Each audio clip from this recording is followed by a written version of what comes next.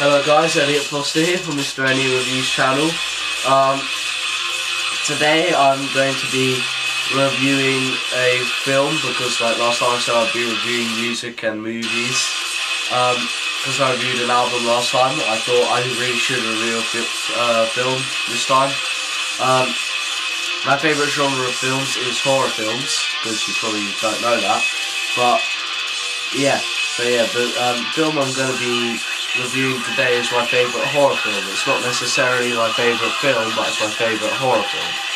And this film is called Let Me In. Now if you don't know about this, it's a 2010 I think, yeah, it's a 2010 remake of a 2008 Swedish horror film called Let the Right One In. Which is an independent movie adaptation of the Swedish book, which is also called Let the Right One In.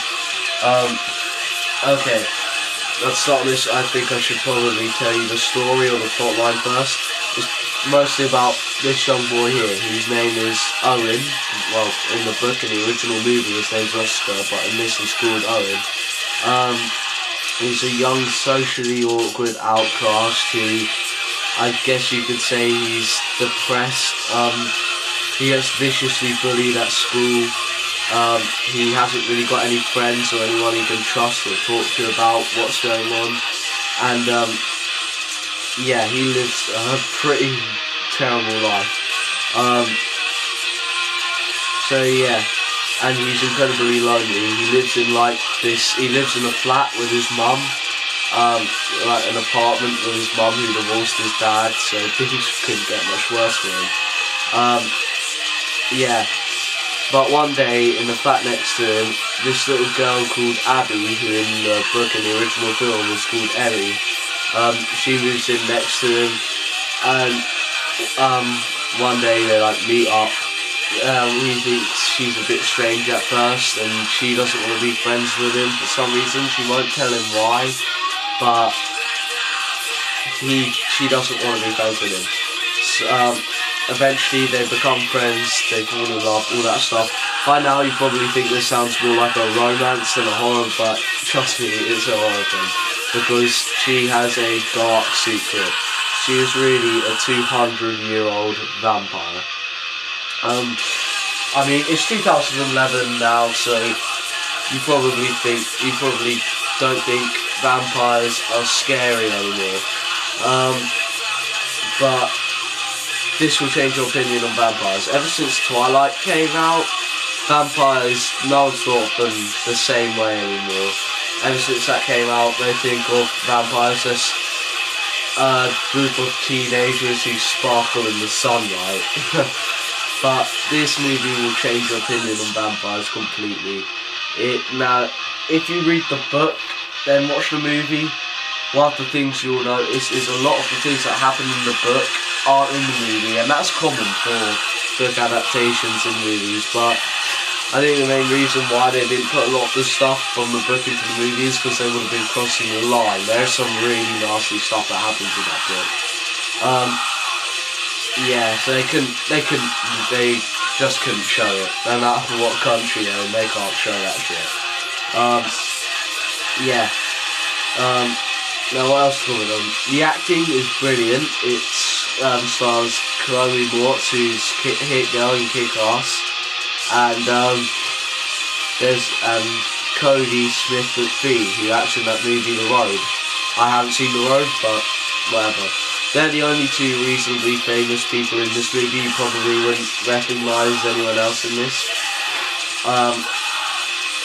Yeah, it's directed by Matt Reeves, who directed Cloverfield, but it is completely different in every way to Cloverfield, so don't get confused. Just because it's directed by Matt Reeves doesn't mean it's anything like Cloverfield.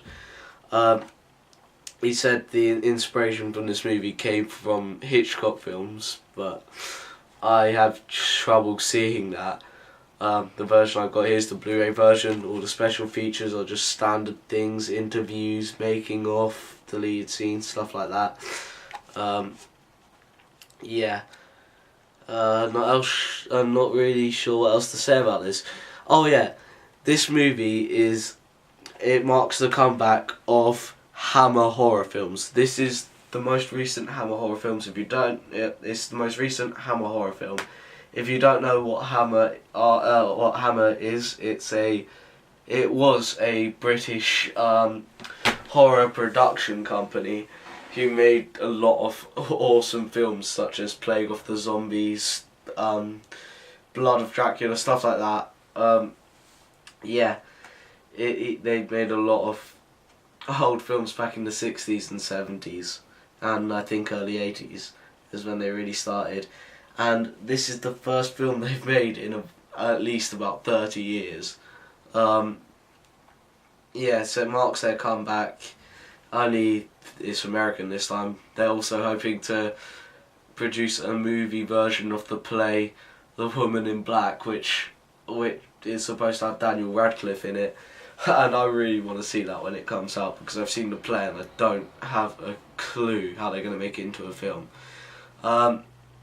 Yeah, so I'm probably going to go now. This is a brilliant film. The acting's great, the direction's great, and yeah, not else much to comment on really. So I'll see you guys next time, where I'll be reviewing another album, and I think I have an idea what album I'm going to review. Yeah. I know it's an old album, but I think I'm going to be reviewing it next time because they're my favourite band. Well, one of them, along with A Day to Remember. Okay, I'll see you guys. Yeah, bye.